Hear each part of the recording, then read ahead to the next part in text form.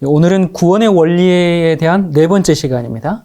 우리는 지금 성경의 진리에 대해서 점점 밝은 빛으로 나아가고 있습니다. 우리가 하나님을 믿는데 무턱대고 믿는 것이 아니라 성경의 도리를 알고 믿는 믿음은 이 각종 이단과 환난의 바람에도 흔들리지 않고 굳건하게 서 있을 수 있도록 해주죠. 바른 믿음, 바른 신앙. 자, 이 시간에는 이 선악과와 거듭남에 대해서 말씀을 좀 나눠보도록 하겠습니다. 이 선악과와 거듭남이 무슨 관계가 있을까? 그리고 또 거듭남은 무엇이며 왜 거듭나야만 할까? 니고데모가 밤에 예수님을 찾아왔을 때 주님은 그에게 이렇게 말씀하셨죠. 요한복음 3장 3절에 예수께서 대답하여 가라사대 진실로 진실로 내게 이르노니 사람이 거듭나지 아니하면 하나님 나라를 볼 수 없느니라. 자, 거듭난다는 게 뭘까요? 그래서 니고데모가 질문합니다. 4절, 사람이 늙으면 어떻게 날 수 있습니까? 두 번째 모태에 들어가다 날 수 있습니까? 그래서 예수님의 답변이 이어지죠. 5절, 예수께서 대답하시되 진실로 진실로 내게 이르노니 사람이 물과 성령으로 나지 아니하면 하나님의 나라에 들어갈 수 없느니라. 육으로 난 것은 육이요 영으로 난 것은 영이니 내가 네게 거듭나야 하겠다는 말을 놀랍게 여기지 말라. 거듭난다. 성령으로 다시 태어나는 것을 말하죠. 태어나는 것이면은 틀림이 없어요. 근데 어떻게 태어나요? 모태에서 혈통으로 태어나는 것이 아니고 물과 성령으로 태어난다 그랬어요. 자, 그렇다면 왜 거듭나야 합니까? 그냥 이대로 살면 안 됩니까? 왜 다시 태어나야 해요? 왜냐하면 처음 태어난 것에 문제가 있으니까 다시 나야 한다는 것입니다. 처음 난 것은 아래에서 땅에서 났으니 두 번째는 위에서 하늘에서 태어나야 합니다. 자, 그렇다면 위에서부터 다시 태어난다는 게 뭘까요? 우리의 인격을 성숙하게 한다는 것일까요? 자기 개발을 이룬다는 것일까요? 여러분이 거듭나지 않아도 이런 건 교육과 자기 수양으로 인격을 고상해 가질 수 있어요. 그러면 뭐예요? 이 거듭난 생명은 지금 우리가 가지고 있는 이 죽을 수밖에 없는 그런 생명이 아닙니다. 그것은 하나님의 생명이고 하나님의 생명은 영생하는 생명이에요. 그러니까 우리가 새로운 생명의 근원에서 새로운 생명을 부여받아서 다시 태어나는 거죠. 그럼 왜 우리는 이러한 생명으로 다시 태어나야만 하는가? 그것은 현재 우리가 우리 부모님에게서 받은 우리의 생명이 죽은 생명이기 때문에 참으로 살기 위해서는 살아있는 생명으로 태어나야 하는 겁니다. 그러면 왜 우리가 이 죽은 생명을 가지고 태어났을까요? 왜 우리는 죽을 수밖에 없을까요? 왜 그래요? 그건 죄 때문에 그렇죠. 자, 그러면 죄가 뭡니까? 이 죄라는 말은 헬라어로 하말티아죠. 그게 무슨 뜻이었죠? 화살을 쏘았는데 화살이 관역을 맞추지 못하고 빗나간 것을 말했죠. 가야 할 길에서 벗어난 것이죠. 바른 길로 가야 하는데 잘못된 길로 가는 것이 죄죠.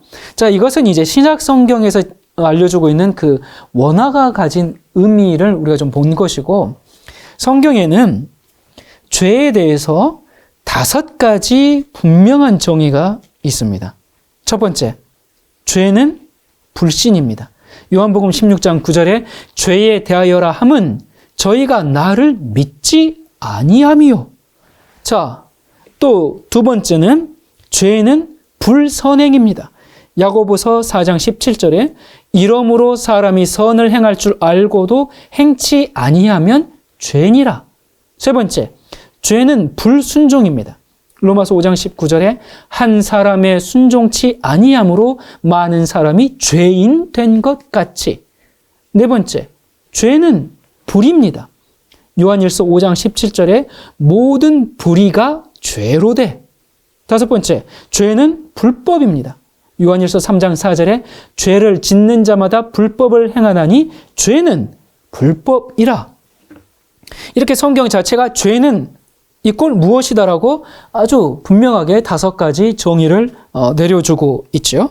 그러니까 믿지 않기 때문에 순종하지 않고, 그러니까 행하지 않기 때문에 의의가 드러나지 않고, 의의가 드러나지 않으니까 법이 서지 못하고 있는 것이죠. 자, 죄가 뭐냐? 우리가 이 죄 문제를 이해하기 위해서 인간 세상에 어떻게 죄가 들어왔는지를 우리 한번 생각해 보도록 합시다. 그건 창세기 3장에 자세히 게시되어 있죠. 최초의 뱀이 하나님이 지으신 동물들 중에서 가장 아름다웠어요. 날개가 달렸고 금빛 찬란한 아주 아름다운 동물이었는데, 사탄이 이 아름다운 존재를 자기의 매개체로 딱 선택을 하고, 그래서 이 뱀을 통해서 여자를 만나게 됩니다. 그러니까 사탄과 인간 사이에 뱀이 있었어요. 이 뱀이 바로 지구 역사 최초의 영매입니다. 인간과 사탄을 연결해주는 영매 아닙니까? 최초로 신접한 자입니다. 예. 오늘날 이런 역할하는 사람들이 많이 있죠? 무속인들이 특히 이렇게 인간과 악한 그 영을 연결시키지 않습니까? 사탄을 연결시키는 일을 인간들이 이렇게 오늘도 하고 있음을 우리는 압니다. 근데 그런 사람들 뿐입니까? 어떤 교회들에서도 마치 하나님의 계시를 받은 것처럼 행사하면서 하나님께서 내게 정말 직접 보여주셨습니다. 하나님의 음성을 나 들었습니다. 주님이 주신 환상과 계시를 보았습니다 하면서 사람들을 영적으로 지배하려고 하고, 그렇게 신접한 자들이 많죠. 사실 그들이 정말 뭘 들었고 뭘 보긴 본 사람들 맞아요. 근데 정말 하나님께서 보여주신 것들일까요? 우리 주변에 그 용하다는 목사님들, 기도원에 자주 다니시는 권사님들, 유튜브에도 하나님께서 제게 계시를 보여주셨습니다 하면서 막 마지막 때에 관해서 말하는 채널이 정말 많더라고요. 여러분, 죄송하지만 이런 것은 에덴에 나타난 그 최초의 영매, 그걸 흉내내고 있는 것입니다. 이런 사람들의 말을 듣지 말고 성경 말씀을 우리 신뢰하도록 합시다. 자, 사탄이 이제 이와 같이 뱀을 이용하면서 자기 정체를 숨기고 이제 선악과에서 여자를 만나려고 기다리고 있었어요. 자, 이 선악과에 하나님의 명령이 거기 걸려 있었습니다. 그러니까 사탄은 이 하나님의 명령을 빌미로 사람을 유혹해서 자기와 같은 상태로 끌어놓으려고 했어요. 자, 이제 얘기합니다. 하나님이 참으로 너희더러 동산 모든 나무의 실과를 먹지 말라 하시더냐? 그러니까 여자가 대답하죠. 동산 나무의 실과를 우리가 먹을 수 있으나 동산 중앙에 있는 나무의 실과는 하나님의 말씀에 너희는 먹지도 말고 만지지도 말라. 너희가 죽을까 하노라 하셨느니라. 또 얘기합니다. 사탄이 너희가 결코 죽지 아니하리라. 너희가 그것을 먹는 날에는 너희 눈이 밝아져 하나님과 같이 되어 선악을 알 줄을 하나님이 아심이니라. 하나님은 아담에게 선악과를 먹는 날에는 정녕 죽는다. 그러니 먹지 말라. 이렇게 이 부부에게 계속적으로 교훈하셨어요. 그리고 또 이 사탄의 배도와 그 위험에 대해서 계속 경고하셨습니다. 아담과 하와야, 내 말 잘 들어라. 하늘에서 전쟁이 있었는데 광명한 천사였던 정말 그 덮는 그룹이었던 케루빔 루시퍼가 반역을 일으켰고, 그와 그를 따르던 자들이 하늘에서 있을 곳을 잃었기 때문에 지금 온 우주를 돌아다니면서 자기와 함께 멸망할 자를 찾고 있으니까 절대로 선악과 곁에 가지 말아라. 그렇게 경고하시고 가르치셨어요. 사람들은 선악과를 왜 만들어가지고 그 죄를 짓게 했나? 안 그랬으면 죄가 안 생겼을 텐데 그렇게 생각하는데, 선악과 자체가 문제가 아닙니다. 거기에 어떤 성분이 들어있어가지고 그걸 먹으면 눈이 밝아지고 그런 게 아니에요. 선악과는 내가 자발적으로 하나님께 순종하느냐 아니냐는 표시일 뿐이에요. 그러니까 이 선악과 나무에 하나님께 순종하는 여부의 열매, 즉 하나님의 법이 그 법이 열매처럼 달려있는 거죠. 만약에 선악과가 아니면 다른 곳에 하나님의 명령이 있었을 겁니다. 예를 들어서 개울가에 돌은 옮기지 마라. 뭐 그렇게 됐을 거예요. 이런 식으로 다른 무언가가 하나님의 명령을 수행하는 어떤 존재가 있는 겁니다. 하나님은 이 사탄이 바로 하나님의 명령이 걸려있는 그 선악과를 가지고 하나님을 거절하고 또 인간을 유혹하게 할 것을 아셨기 때문에 그래서 선악과 곁에는 절대로 가지 말아라, 가지 말아라 신신당부하셨습니다.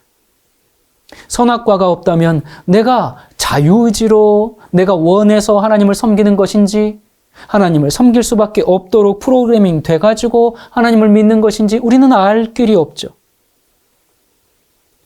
이 사탄은 선악과를 먹느냐 마느냐 이거를 문제 삼고 있는 게 아니라 하나님의 말씀 그 자체를 부정하도록 하고 있었어요. 창세기 3장 1절에 하나님이 참으로 너희더러 동산 모든 나무의 실과를 먹지 말라 하시더냐? 그러면서 괜찮아, 먹어. 그러면 너희도 결국 하나님이 돼야. 이렇게 강력히 주장한 겁니다. 결국 이 사탄의 주장을 들어보면 우리도 뭐가 된다는 거예요? 하나님과 같이 된다는 거죠. 자, 여러분, 우리가 하나님이 되면 무슨 일이 없어지냐면 내가 하나님 되면 하나님의 말씀에 순종할 이유가 없어집니다. 이 사탄의 논리에는 아주 정말 논리정연한 질서가 있어요. 선악과를 먹으면 그것은 하나님의 명령을 완전히 무시하는 거죠. 그렇게 되면 하나님 대신에 사탄의 말을 내가 들은 것이죠. 그렇기 때문에 사탄은 하나님과 동등한 권위가 있습니다. 그걸 내가 인정해 주는 것이 되고요. 그리고 인간도 하나님과 동등해지기 때문에 하나님의 명령에 순종할 필요가 없게 됩니다.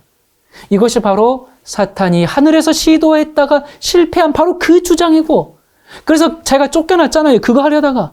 그 자기가 직접 시도하다가 이제 실패했는데 이제는 누구를 통해서? 또 사람을 통해서 사람과 함께 연합 전선을 지금 펴보고 있는 겁니다. 사탄이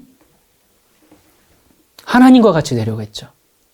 그리고 인간도 그런 욕망을 품었습니다. 그래서 하나님과 같이 되려고 하는 그 시도가 어떻게 나타났습니까? 그건 단순합니다. 하나님의 명령, 하나님의 법을 무시함으로 나타났죠. 그러니까 하나님의 명령, 하나님의 법, 하나님의 계명을 순종치 않는 것은 하나님을 무시하고 하나님보다 자기가 더 낫다, 더 높다, 동등하다 이런 교만이고 반역인 것입니다. 이 죄가 왜 시작했나? 어떻게 시작했나? 이 피조물인 사탄이 하늘에서 하나님과 동등해지려고 한 데서 시작했죠. 그리고 인간 역시 이 사탄의 정신이 그대로 인간에게 이제 유입되어 가지고 동일한 정신으로 하나님과 같이 되려고 하나님이 먹지 말라고 명한 그 명령에 불순종하고 선악과를 먹었습니다. 이 먹지 말라, 이 하나님의 명령은 하나님의 법이죠. 선악과를 두고 하신 이 명령은 이 지구에 발표한 하나님의 법이었어요. 지금은 십계명이 있고 성경이 있고 그렇지만 이때는 성경 없었어요. 그래서 하나님의 말씀에 순종한다는 표시로 한 가지의 계명만 있으면 됐습니다. 여러분, 모든 것을 다 누릴 수 있는데, 다 자기 건데 도둑질하지 말라는 법이 에덴 동산에서 무슨 의미가 있겠으며, 여자가 한 명뿐인데 아담에게 간음하지 말라, 하와에게 간음하지 말라, 이게 서로 무슨 의미가 있겠어요. 그래서 하나님의 말씀에 순종하는 표시로서 선악과라는 법을 제정하신 것이죠. 이 법은 우리가 이 존재를 내가 유지하고 내가 생명을 가지고 살아갈 수 있도록 해주는 법이에요. 이 하나님의 법에 순종해서 지키는 것은 생명이고 여기에 순종하지 않으면 사망입니다. 자, 이 아담과 하와가 사탄의 말을 듣고 계명을 어기고 불순종함으로 드디어 선악과를 먹고 과연 하나님이 되었습니까? 스스로 나는 이제 하나님 됐어 이렇게 말한다고 하나님이 되는 건 아니죠. 여러분, 하나님이 된다. 하나님이 되려면 하나님이 어떤 분인지 알아야 되잖아요. 하나님은 어떤 분이에요? 여호와라는 이름 자체가 스스로 있는 자, 자존자요. 또 생명의 근원, 생명 그 자체, 이런 뜻이 여호와 이름에 있어요. 그래서 하나님과 동등하려면 인간이 어떻게 되어야 합니까? 아담과 하와가 자존자가 되어야 합니다. 스스로 존재하는 자가 되어야 합니다. 동시에 또 무슨 일이 있어야 되냐? 아무에게서도 받아오지 아니한 생명 그 자체여야 해요. 이 두 가지 조건이 갖춰지지 않고는 아무리 자기가 하나님이라고 주장해도 그거 하나님일 수가 없어요. 자, 결국 어떻게 됐습니까? 하나님의 명령, 하나님의 법대로 죽을 수밖에 없게 되었죠. 하나님은 이제 정말 슬픈 마음으로 범죄한 아담과 하와를 찾아오셨어요. 근데 아담이 숨고 없었네요. 어디론가 가버렸네요. 하나님은 아담을 그 사랑의 음성으로 부르셨어요. 몹시 슬프셨지만 내 이놈 어딨어? 내가 먹지 말랬지. 그런 음성으로 부르신 게 아니라 집 나간 자식을 몹시 애타게 찾으시는 그 엄마의 심정으로 부르셨어요. 아담아, 내가 어디 있느냐? 이 부르심이 범죄한 인간을 향해 구속의 역사로 초대하는 최초의 음성입니다. 그렇습니다. 이 죄인을 향한 하나님의 음성은 분노의 떨림이 아니라 사랑의 음성이었어요.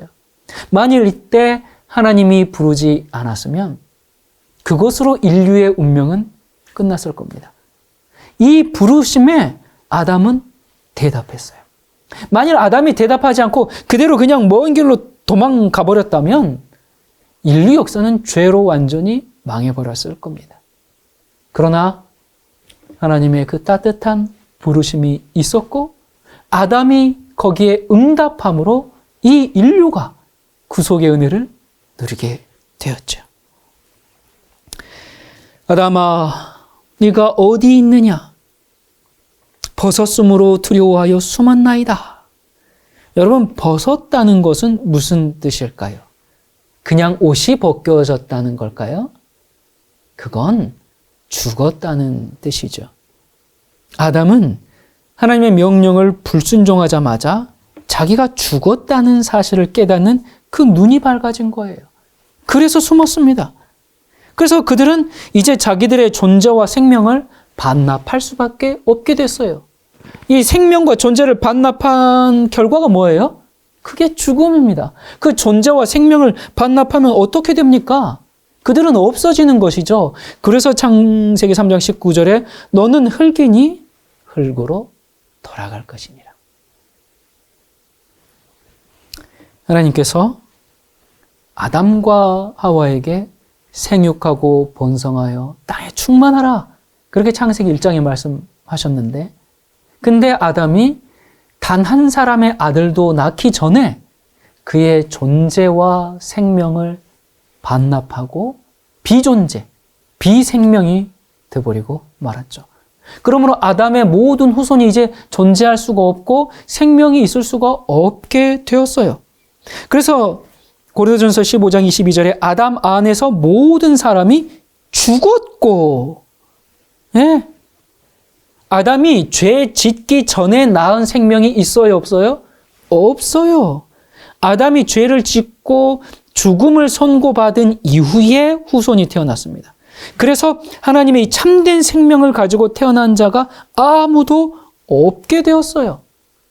그러니까 오늘날 아담의 후손으로 태어난 우리 모든 사람들은 다 무슨 자예요? 죽은 자, 비존재, 비생명입니다. 쉽게 말하면 없는 자예요. 있는데? 아니요. 있는 것 같은데 없는 자입니다. 그래서 우리가 있기 위해서, 존재하기 위해서 뭘 해야 되는가? 다시 태어나야 합니다.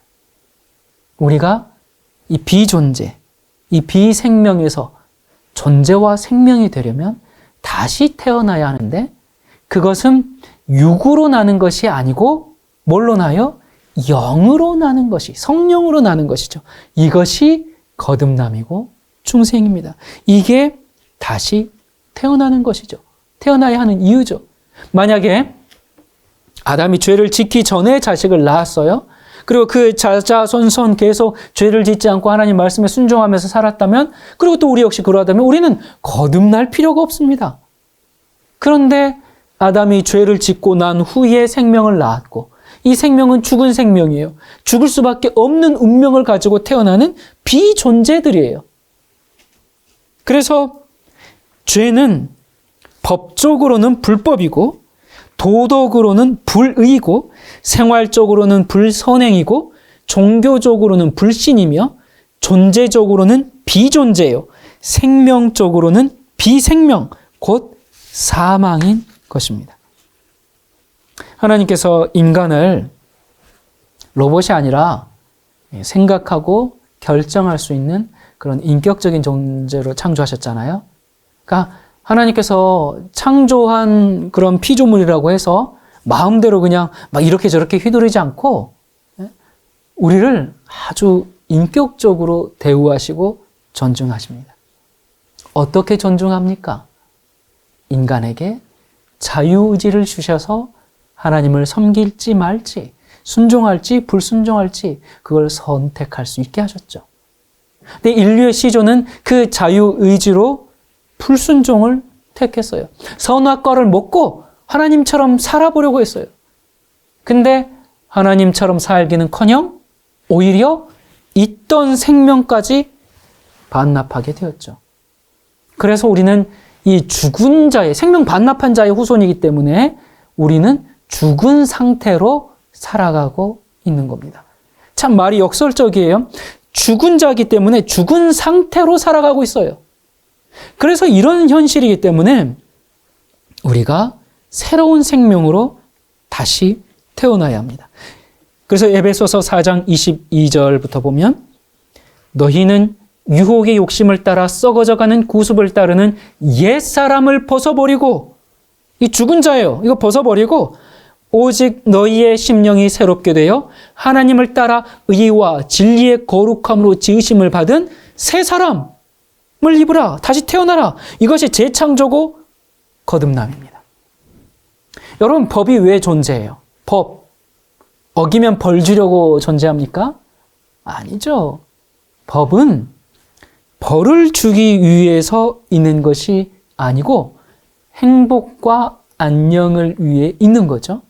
여러분이 인간 사회뿐만 아니라 이 자연계에도 법칙이 있어요. 거기에 순응해야 안전합니다. 인간이든 동물이든 모든 피조물은 창조주께서 제정한 법칙에 순응할 때 생명과 존재를 지킬 수 있고 평안하고 자연스럽고 행복해요. 이 법을 지킨다는 게 어떤 건가? 여러분, 예를 들어서 어떤 아이가 나무에 올라갔어요. 근데 발 헛디뎌가지고 떨어져가지고 엄청 다쳤어요. 자, 그 부모가 생각하기를 이것은 중력의 법칙 때문에 이런 일이 생겼어. 이 법을 폐지하면 떨어지지도 않을 거고 안전할 거야. 그렇게 생각하고 동네 사람들 다 모았습니다.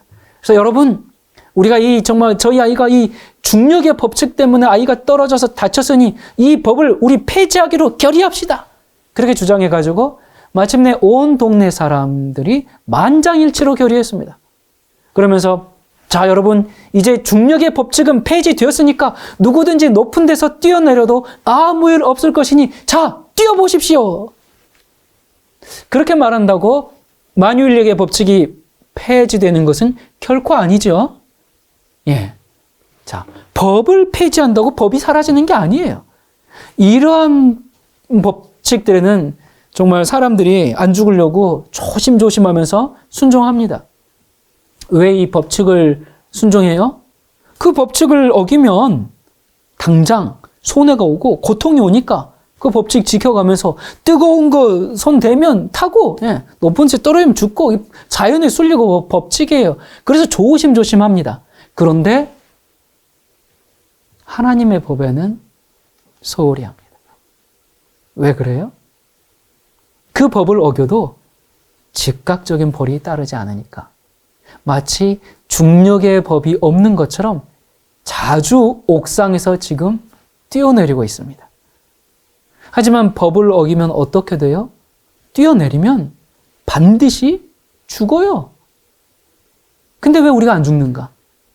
우리에게 살 기회를 주시기 위해서 그 죽음이 유보되어 있을 뿐이죠. 결국 죽습니다. 다시 살아나지 않으면, 새 생명 받지 않으면, 그 법칙 계속 어겨 살면 죽는 거예요. 그렇다면 이 유보된 시간에 우리는 어떻게 살아야 할까요? 에덴 동산에서 하나님이 주신 이 생명을 거절하려면 선악과를 먹으면 됩니다. 하나님의 명령, 하나님의 법을 어기는 것은 어떤 율법의 무슨 조항을 어기는 것이 아니라 그건 하나님을 거절하는 겁니다. 그러면 그는 존재를 상실하게 되는 것이죠. 그때나 지금이나 이 원칙은 동일해요. 법은 어떤 문자나 규율이 아니라 하나님 자체가 법이시니까. 요한일서 4장 8절에 하나님은 사랑이라고 했습니다. 마태복음 22장에는 사랑이 율법과 선지자의 강령이고 또 가장 큰 계명이라고 하셨어요. 로마서 13장 10절에는 사랑은 율법의 완성이라고 그랬습니다. 따라서 하나님은 사랑이고 그 사랑이 법으로 표현되어 있고 하나님과 사랑을 나누면서 살 수 있는 유일한 길은 그럼 뭐예요? 그 하나님의 명령, 하나님의 법을 지키면서 사는 것입니다. 자, 선악과를 왜 만들었는가? 이 질문은 하나님이 왜 존재하는가? 이 질문과 같은 질문입니다. 여호와 하나님이 창조주이며 유일신이라는 것을 알려주기 위해서 선악과라는 법이 선포된 것이죠. 지금도 하나님의 법은 모든 사람을 향해서 여전히 존재하고 있어요. 하나님이 주신 그 생명을 계속 유지하는 길은 하나님의 계명에 순종하는 것뿐입니다. 그러나 이 계명을 무시하면 하나님이 주신 생명을 잃어버리게 되죠. 그것은 마치 아담이 선악과를 먹지 않으면 하나님이 주신 생명을 영원히 누리게 되지만 선악과를 먹으면 그 생명을 반납해야 하는 것과 똑같은 논리예요. 그런데 여러분, 이 성경이 이렇게 분명한데 오늘날 많은 교회들이 이제는 예수님을 믿으니까 10계명을 지킬 필요가 없다. 너무 그렇게 하나님 말씀에 순종하면서 살려고 애쓰지 않아도 된다. 사랑은 율법의 완성이기 때문에 사랑하면 계명은 지킬 필요가 없어. 이렇게 얘기합니다. 근데 여러분 참 이 성경을 오해했죠. 로마서 13장을 우리가 자세히 읽어보면 사랑은 모든 계명을 다 포함하고 있다라는 그런 말이지 사랑으로 모든 계명을 다 폐했다는 말이 결코 아니거든요. 모든 계명이 사랑하라 하신 그 말씀 가운데 다 들어있다는 것이죠. 그러므로 참으로 사랑하는 자는 하나님의 법을 지키며 사는 사람입니다.